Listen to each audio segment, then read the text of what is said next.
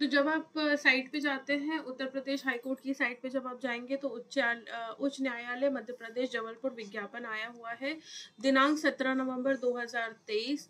अब यहाँ पे जो इम्पोर्टेंट चीज़ें हैं दैट इज़ कि ऑनलाइन आवेदन करने की प्रारंभ स्थिति जो समय है वो आज से ही है, 17 नवंबर 2023, और 9 बजे से ये शुरू हो जाएगा। यानी कि जिस टाइम पे आप ये वीडियो देख रहे हैं तो ऑलरेडी आप ऑनलाइन फॉर्म फिल कर सकते हैं।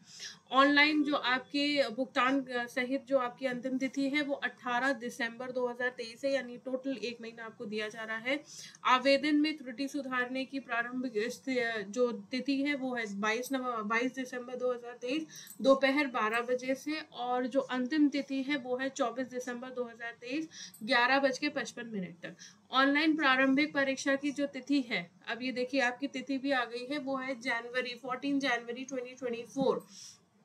प्रारंभिक जो आपकी परीक्षा की तिथि है वो 14 जनवरी 2024 है।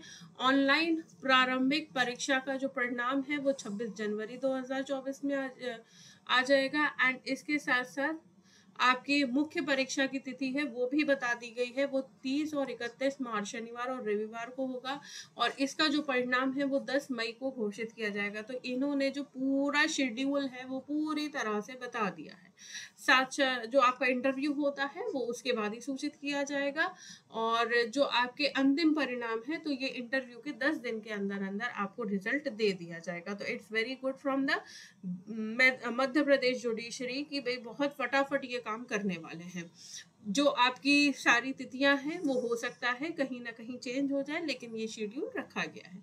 महत्वपूर्ण बिंदु पे आते हैं तो यहाँ पे अभ्यर्थी से अपेक्षित है कि चयन प्रक्रिया से संबंधित जितनी भी चीजें हैं वो मध्य प्रदेश हाईकोर्ट की साइट पे ही, उच्च न्यायालय की साइट पे आपको मिल जाएगी। अच्छा, वैकेंसीज पे आते हैं, नंबर ऑफ वैकेंसीज कितनी है। तो यहाँ पे जो श्रेणी दी गई है यानी कि किस कैटेगरी का ये वैकेंसी है, तो व्यवहार न्यायाधीश कनिष्ठ खंड प्रवेश स्तर यानी कि सिविल जज जूनियर डिवीजन है। वेतनमान जो आपका है दैट इज 77,840 से 1,36,520 तक रहने वाला है। एंड यहाँ पे जो वैकेंसीज आई हैं these are really very good, that is 138 in total vacancy आई है, क्योंकि इसमें बैकलॉग जो पद हैं वो भी जोड़ दिए गए हैं। अनारक्षित की अगर बात की जाए तो 31 आपके वर्ष 2022 के पद की संख्या है, बैकलॉग 17 है। इसके साथ साथ अनुसूचित जाति की 9 है, बैकलॉग की 11 है, अनुसूचित जनजाति की 12 वैकेंसी है और बैकलॉग की 109 है। और अगर हम बात करें अन्य पिछड़ा वर्ग की 9 और 1 है, यानी कि इसमें अगर हम बात करें जो जनरल कैटेगरी की है वो 31 प्लस 17 वैकेंसी है, यानी कि 48 वैकेंसीज आपकी जनरल कैटेगरी की रहने वाली हैं।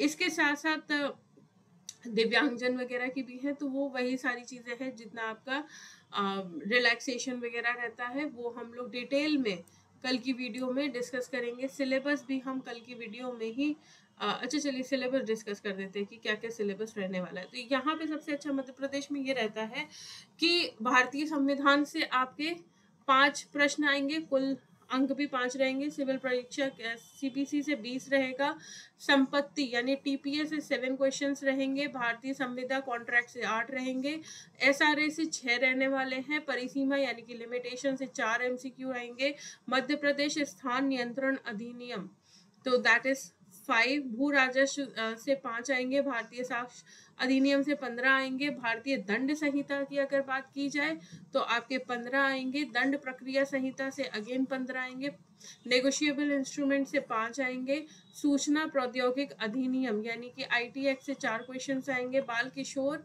जुवेनाइल जस्टिस से 3 आएंगे, दैन इसके साथ साथ आपका prevention of child from sexual offences से 3 आएंगे, सामान्य ज्ञान से 10 आएंगे जहाँ पे एमपी का लोकल ज्यादा पूछा जाता है, कंप्यूटर ज्ञान से आपके 10 क्वेश्चन रहेंगे, अंग्रेजी से भी 10 होंगे, यानी कि टोटल 150 क्वेश्चंस आने वाले हैं।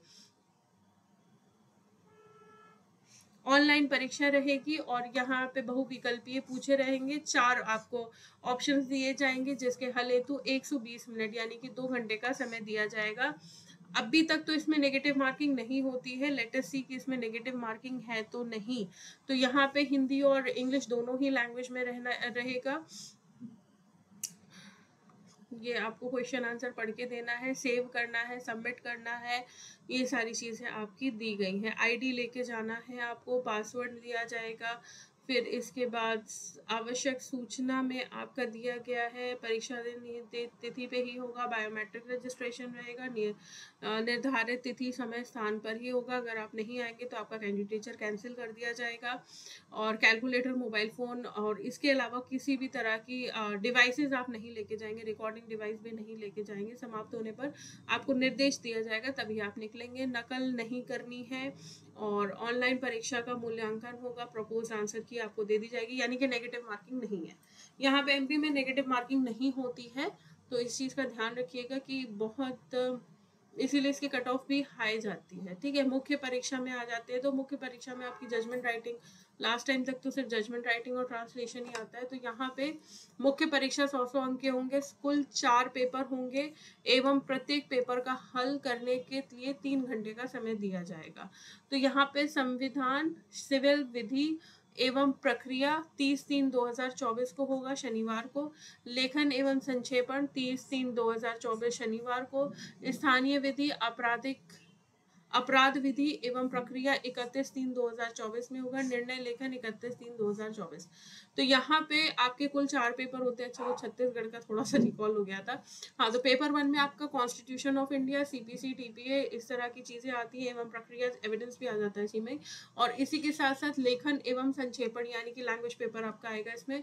और थर्ड पेपर में आपकी स्थानीय विधि यानी कि एमपी एलआरसी हो गया, एकोमोडेशन हो गया, रेंट हो गया, और आपराधिक विधि यानी कि क्रिमिनल वाले आईपीसी, सीआरपीसी, एविडेंस हो गया, इसका प्रक्रिया आ गया। फिर निर्णय लेखन यानी जजमेंट राइटिंग का पूरा एक पेपर किया जाता है। तो ये आपके पेपर होने वाले हैं। एंड ये आपका देखिए पूरा इसमें दे दिया कि जो पेपर 1 होगा उसमें constitution of India, TPA, SRA, CPC, संविदा यानी कॉन्ट्रैक्ट और लिमिटेशन रहेगा। फिर इसके बाद आपका सेकंड पेपर में लेखन और संक्षेपण रहेगा। लेख में 20 नंबर का आएगा जो आपका सामाजिक विषय रहेगा। फिर एक लेख आएगा 20 नंबर का जो आपका विधिक विषय रहेगा।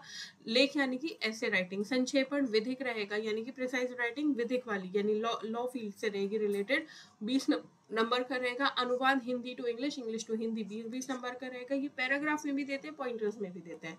तो अभी से ही अगर आप तैयारी करना चाहते हैं मेंस की हिंदी ट्रांसलेशन और इंग्लिश ट्रांसलेशन की, गो फॉर द बेरिट।